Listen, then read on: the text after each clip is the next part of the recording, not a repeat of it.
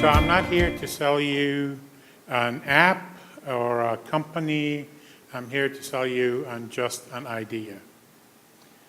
1.2 billion, that's how many hits you get when you Google innovation. Now it's up, got to be up another million or two. A lot of these sites want to let you in on the secrets of innovation. They tell you that you must have management focus. You must have a first-class report system. You got to start with a framework that is adaptive.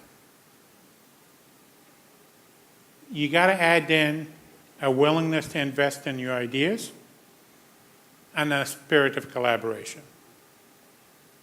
Those things really help. But the real key to successful innovation is something else. So let me start by talking about a little bit about why we need innovation and why we need inventiveness. Why we should all care about inventiveness, about ingenuity. The answer is right in front of you. Just take a look at your hand. Without the innovation of the opposable thumb, humans would not have survived or thrived. That thumb helped us grasp tools, rocks, and other things to help us gather, to food, to be able to fend off predators, tools that helped us to protect our offsprings and ourselves. Tools that helped us both thrive and survive. And that old saying, innovate or die, Mother Nature knows it best. And it's just as important in the business world. If you want to survive, if you dare to want to thrive, you're going to have to change. You're going to have to innovate. So how does people successfully innovate? I believe the secret to innovation is trust. Trust is the foundational sentiment of teamwork, of risk-taking, of fully investing oneself. It creates speed, agility, and focus. Speed, because you're not wasting time deciphering or maneuvering around the politics of the team or situation. Agility, because we're all listening, truly listening to one another, and making adjustments as you go along based on what's best for the team, and not just making sure that you're getting the results and getting credit. Focus, because you strip away about 50% of the nonsense that goes along with working against each other in a team. So when you're not aligned around trust, there's a great deal of lack of focus. So if you're a manager for a CEO, building trust can be a little scary, but it's pretty easy. So it's very similar to helping your kids learn to drive. So first step, give them the keys. Right? They got to start the car. You can't do it. Tell them it's going to be okay. Tell them that they can create the future for themselves. Tell them that you're going to be sitting right next to them and you're going to have their back. Next, let them do it. Don't tell them, yell instructions from the passenger seat. Don't tell them how you would do it if you are driving. Just let them go. Trust in them.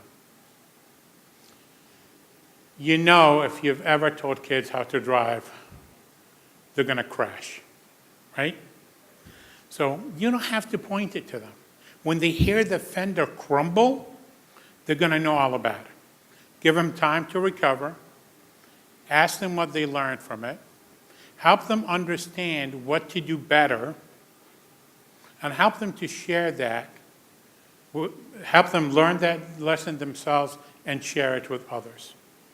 Some of the greatest innovations happened after failures. The microwave is one example. So, and then when they succeed, when they actually figure it out, give them that car that you told them you would. Buy it for them. Invest in them. Invest in the people who are innovating, who got it right. The word will spread. Other people will come around and bring great ideas. And soon you will have more ideas than you know what to do with. Here's an example of a company that really looks at this at every level of the organization. No matter what you do at the Bernie Moreno companies, Bernie, here you go, you coming after me a couple of speakers later, you get a card.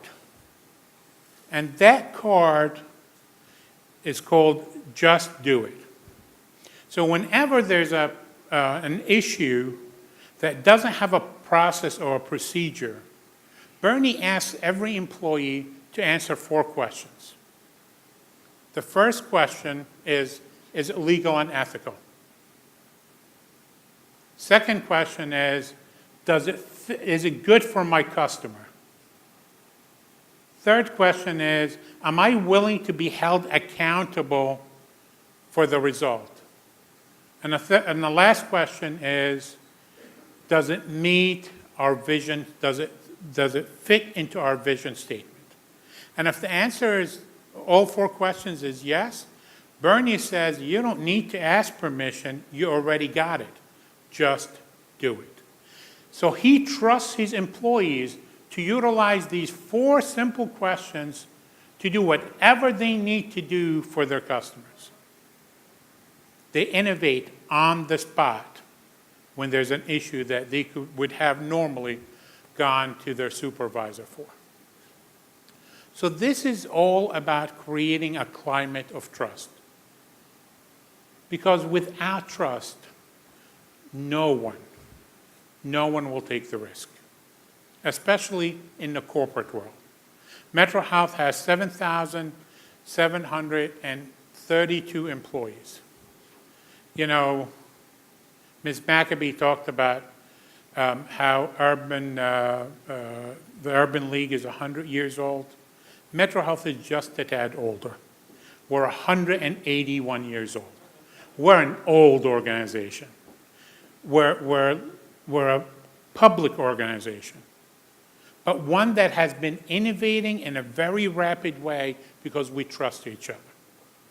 So all I ask you is to believe in an idea, and that idea is to trust yourself, to trust the people around you, to trust in the process. And if you do that, you will certainly succeed in innovation. Thank you very much.